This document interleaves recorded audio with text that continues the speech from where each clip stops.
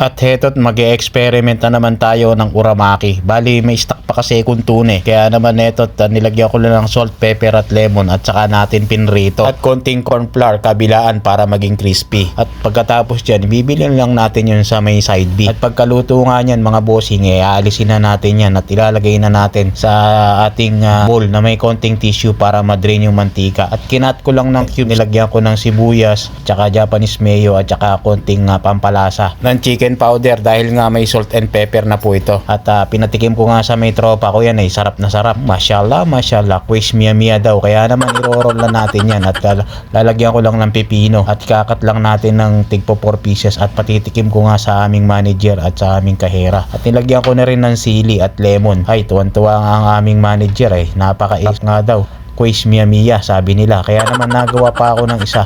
Kami naman syempre ang titikim na to at ang aking mga tropa. At dahil nasarapan nga sila kami naman ang kakain at nang pinatikbang ko nga sa mga kasama ko sarap na sarap. Quiz mia mia rin daw. Mashallah, mashallah. Kaya naman yung mga susunod na gagawin namin dito na lang namin kakainin sa restaurant. Yun lang, love you all.